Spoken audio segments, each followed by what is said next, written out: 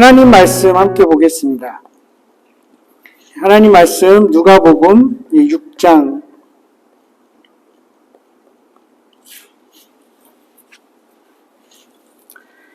20절에서 23절, 누가복음 6장 20절에서 23절 한 절씩 교독하고 마지막 23절은 같이 읽겠습니다. 제가 먼저 읽겠습니다. 예수께서 눈을 들어 제자들을 보시고 이르시되 너희 가난한 자는 복이 있나니 하나님의 나라가 너희 것이며 주인 자는 복이 있나니 너희가 배부름을 얻을 것이며 지금 오는 자는 복이 있나니 너희가 웃을 것이며 인자로 말미암아 사람들이 너희를 미워하며 멀리하고 욕하고 너희 이름을 악하다 하여 버릴 때에는 너희에게 복이 있도다. 그날에 기뻐하고 뛰놀라. 하늘에서 너희 상이 큼이라. 그들의 조상들이 선지자들에게 이와 같이 하였느니라. 아멘. 예수님이 이 땅에 계실 때 사람들을 많이 고쳐주셨죠. 그래서 사람들이 예수님 주변으로 모입니다. 오늘 본문 이전에 18절에도 보니까 그 앞뒤를 보면 계속해서 많은 사람들이 모입니다. 치유를 받고자 모이는 것이죠. 예수님이 그 욕구를 충족시켜 주십니다. 많은 사람들을 고쳐주시고 그러다가 이제 제자를 뽑으십니다. 제자를 삼습니다. 그리고 그 제자들을 향해서 말씀하시죠. 제자들, 그리고 앞으로 제자가 될 사람들, 그리고 누군가는 예수님을 따를까 말까 재고 있고 그런 사람들도 있을 것입니다. 그들을 향해서 예수님이 너희 가난한 자가 복이 있다. 하나님의 나라가 너희 것이다. 이렇게 말씀하십니다. 복 있는 자들이 가난한 자들입니다. 21절부터 나오는 줄인 자들, 또 우는 자들, 불쌍한 자들, 같은 맥락입니다. 가난 자체가 무슨 미덕이 있을까요? 모든 가난한 자들이 다 복을 받게 되는 것일까? 좀 의아하긴 합니다. 만약 가난한 자들만 복이 있고 그들에게만 하나님 나라가 주어진다면 부유한 자들은 그럼 어떻게 되는 것일까요? 모든 사람들에게 그것이 그럼 열려있는 초청의 말씀일까? 실제로 23절부터는 부유한 자들에 대한 그런 책망의 말씀이 이어지기도 합니다. 물론 이 말씀 그대로 우리가 받아들이면 지금 1차적으로 예수님 앞에 있는 그 가난한 사람들, 그들이 정말 복이 있고 그들에게 하나님 나라가 주어질 것이라는 말입니다. 예수님이 가난한 자들을 특별히 불쌍히 여기셨죠. 그렇다고 하더라도 가난한 자가 복되고 하나님 나라가 그의 것이니 그러면 계속 가난하게 살아라. 이런 말씀은 아닐 것입니다. 예수님을 봉양했던 사람들 중에 부유한 사람들이 있었습니다. 이 2장만 넘어가도 8장에 보면 예수님의 사역을 위해서 서포트했던 그런 여인의 이름들이 나오죠. 요한나, 수산나 이런 여인들, 부유한 사람들이었습니다. 예수님의 무덤을 예비했던 아리마대 사람 요셉, 부자였습니다. 사도행전 서신서를 통해서 보면 부유한 사람들을 통해서 복음이 전파되고 또 교회가 세워지기도 합니다. 주님이 그들을 사용하신 거죠. 구약에서도 부유하지만 의롭게 사는 사람들이 있습니다. 반면에 너무 가난해서 죄를 짓는 사람도 보게 됩니다. 가난하다고 다 의롭고 아름답게 살지도 않습니다. 또 구약의 지혜서에서는 게으르면 가난하게 된다고 경고하고 있습니다. 그러니 예수님이 지금 가난한 자들이 복이 있으니까 그냥 아무 생각 없이 그들에게 복을 약속하고 계속 그런 식으로 살아가도록 장려하는 것은 아닙니다. 예수님의 말씀은 너희들이 나를 따름으로 가난해졌기 때문에, 그리고 앞으로 가난해질 수도 있기 때문에 너희들은 복이 있다고 일단 말씀하시는 거죠. 모든 것을 버리고서라도 나를 따름으로 너희는 복이 있다고 말씀하시는 것입니다. 그렇다면 그 바로 앞에 앉아있던 제자들에게 그렇게 말씀하셨다면 그 후에 따르는 제자들, 그 후에 성도들, 2000년 후에 이 땅을 살아가는 우리들은 어떻게 이 말씀을 받아들여야 할까요? 어떻게 우리 삶에 적용할 수 있을까요? 세 가지로 생각해 볼 수 있습니다. 첫 번째는 하나님을 갈급해하는 자들, 하나님을 늘 갈망하는 자들은 복이 있습니다. 두 번째로 너희가 복되다, 너희에게 화가 있다. 판단은 주님이 하십니다.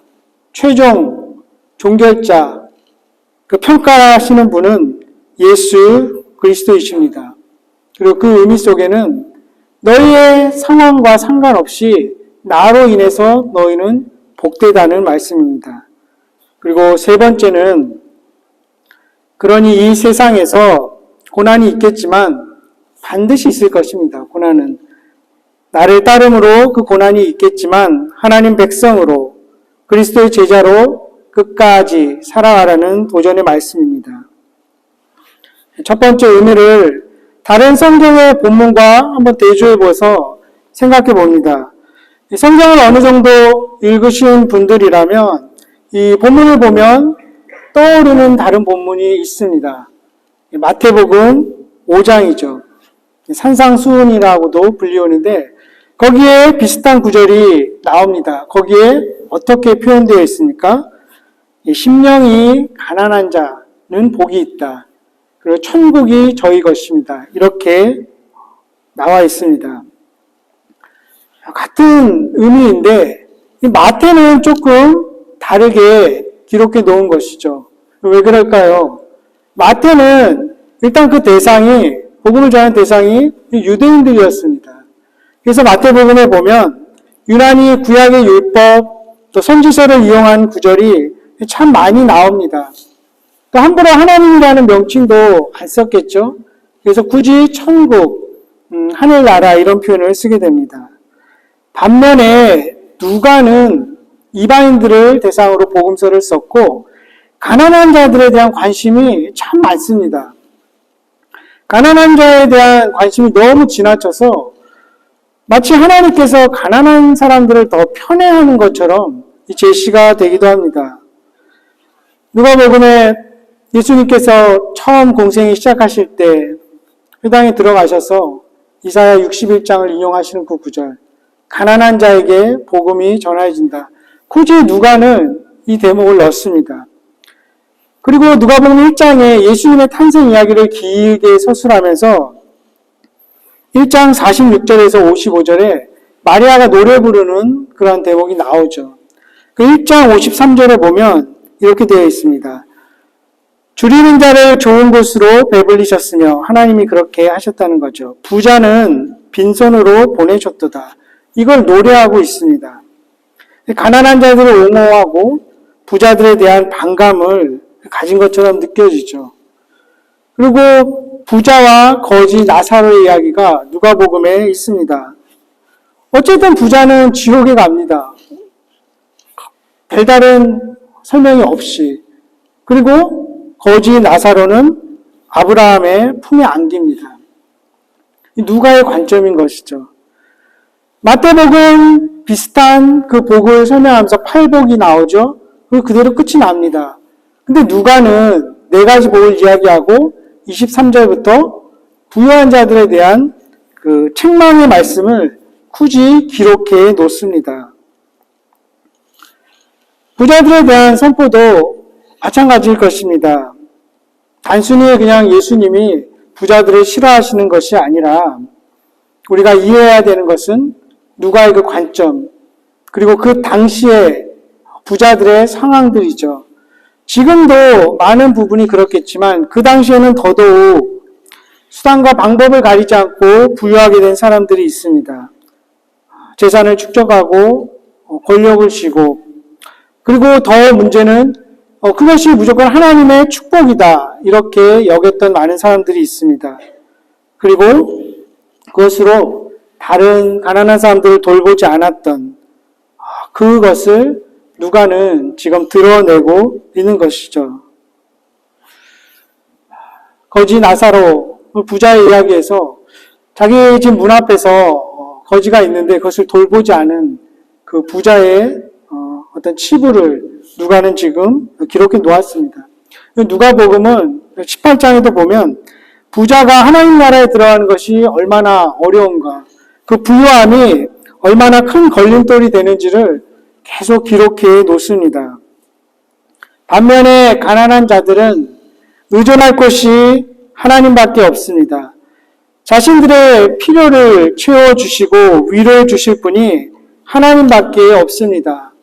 이 어그러지고 불의한 세상을 바로 잡아주실 분이 주님밖에 없기 때문에 주님 속히 오셔야 됩니다. 그렇게 부르짖는 자들, 그 자들을 복되다고 말씀하는 것입니다.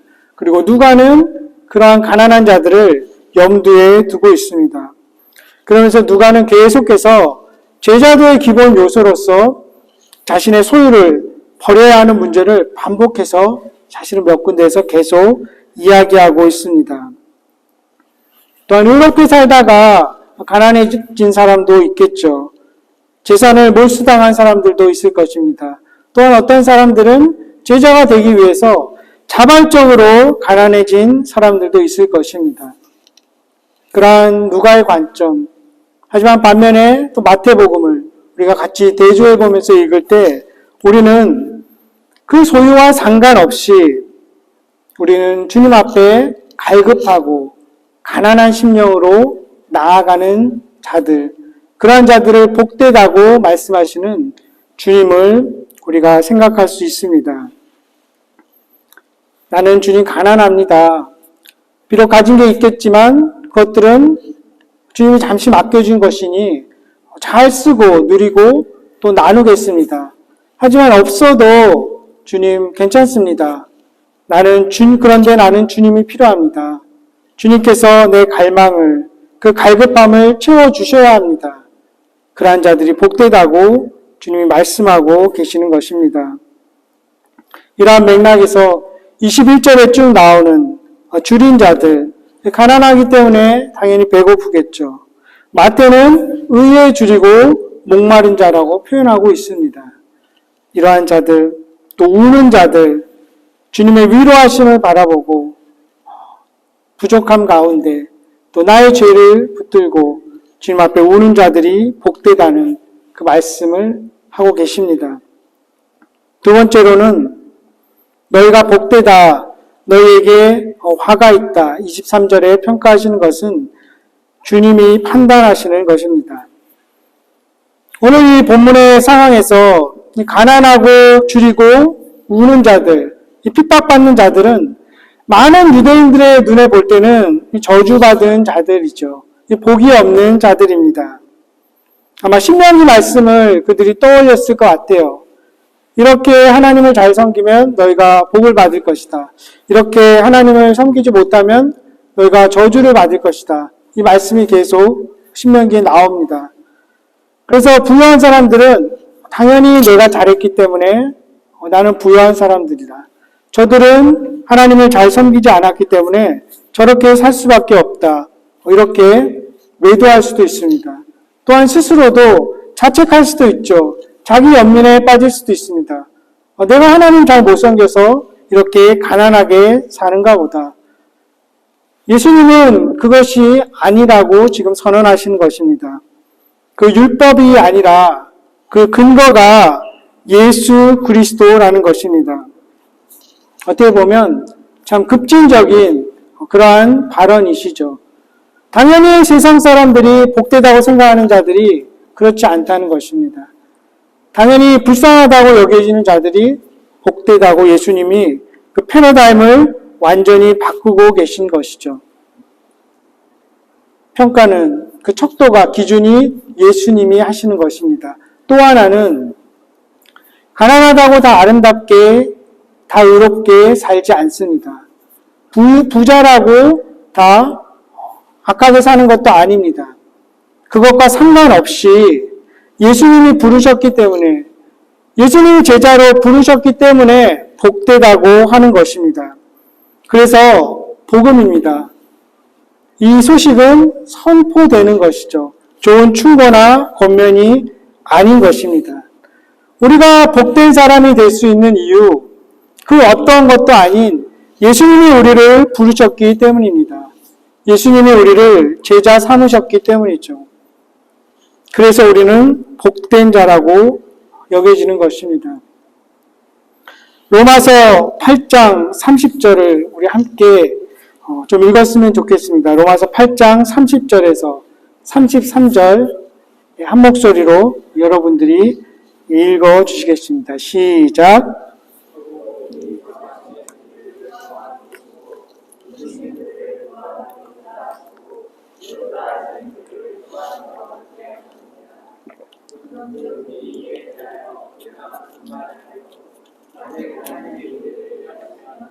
너희를 대적하며 자기 아들을 아끼지 않으시고 모든 사람을 위하여 내주십니다.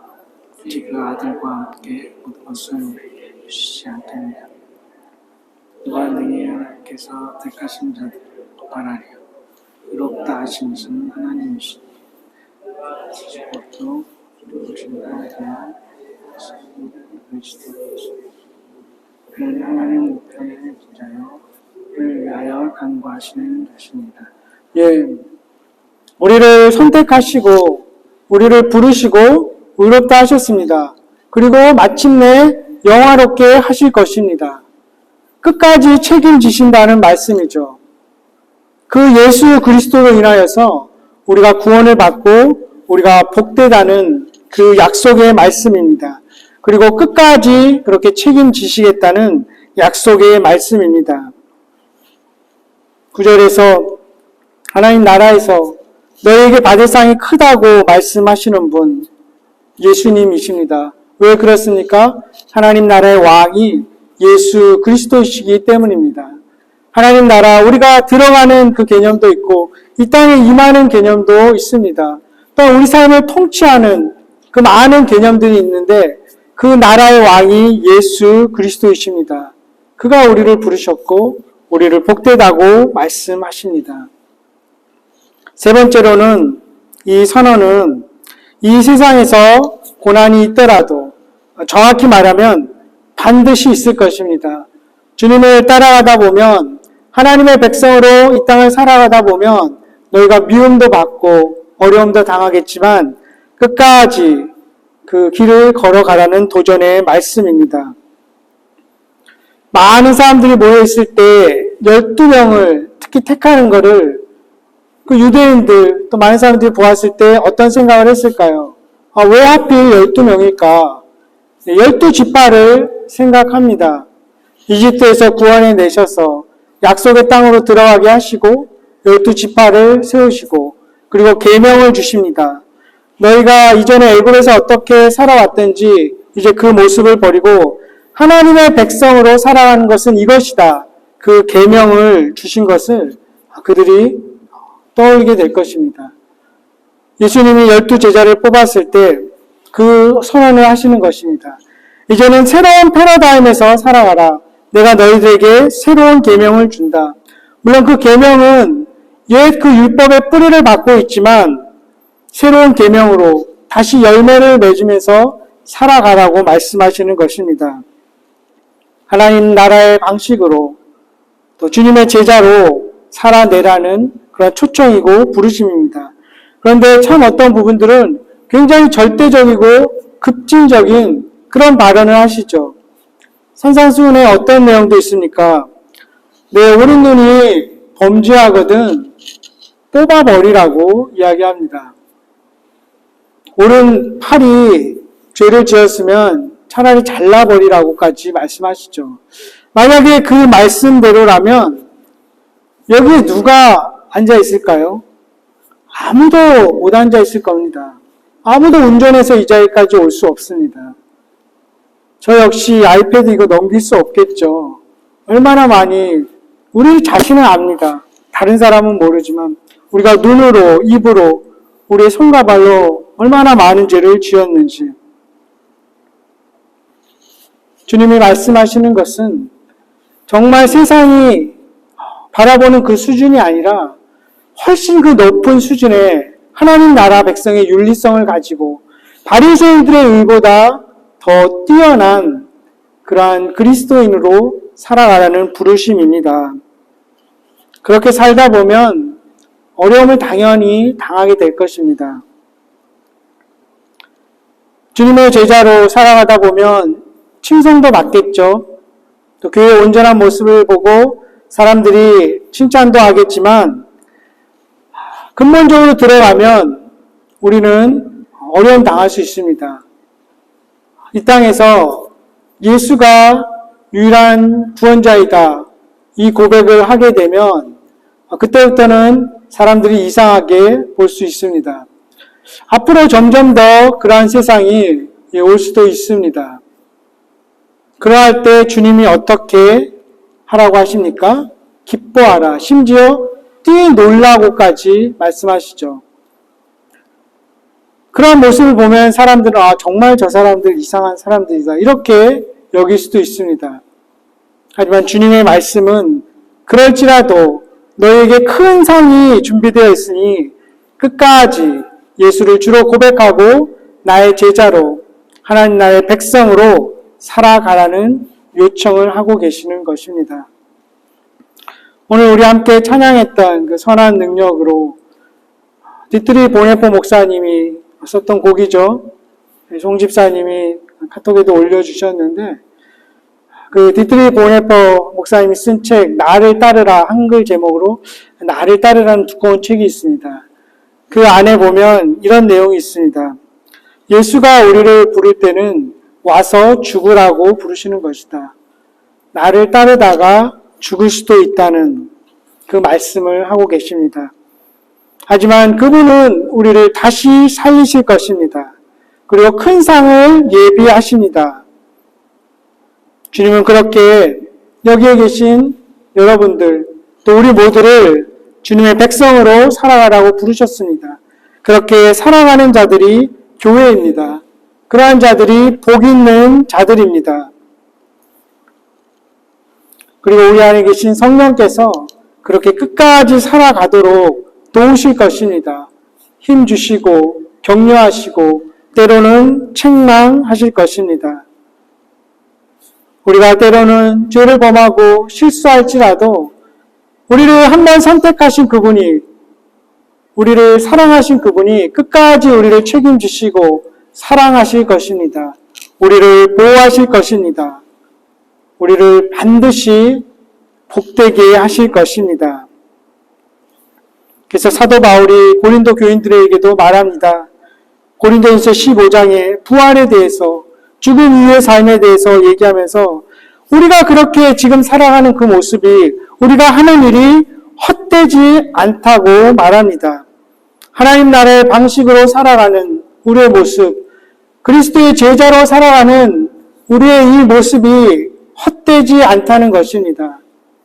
이 말씀을 붙들고 지금까지 그렇게 살아오신 것처럼 앞으로 남은 날들도 우리가 살아가십시다. 하나님 나라의 백성으로, 예수 그리스도의 제자로 끝까지 살아내는 그러한 우리 개인, 그러한 가정, 우리 공동체 되기를 주님의 이름으로 간절히 축원합니다. 우리 이 시간 함께 기도하겠습니다. 누가 복 있는 자들입니까? 주님 없이 살아갈 수 없다고, 주님이 필요하다고, 주님이 채워주셔야 한다고 고백하는 자들입니다. 우리가 그러한 자들입니다. 주님, 우리의 갈급함을, 우리의 목마름을 주의 성령으로, 주의 사랑으로, 하늘의 지혜로 채워주십시오. 함께 기도합시다. 누가 복 있는 자들입니까? 복을 주시고 상을 주시는 분이 예수 그리스도임을 알고 고백하는 자들, 우리의 상황과 우리의 행함과 무관하게 우리를 부르시고 복되게 하신 그 예수 그리스도께 감사의 기도를 드리십시다. 누가 복받은 자들입니까? 하나님 나라 백성으로 끝까지 이 시대 이 땅을 살아가는 자들입니다. 그러한 자들 되기를 소망하며 함께 기도하겠습니다.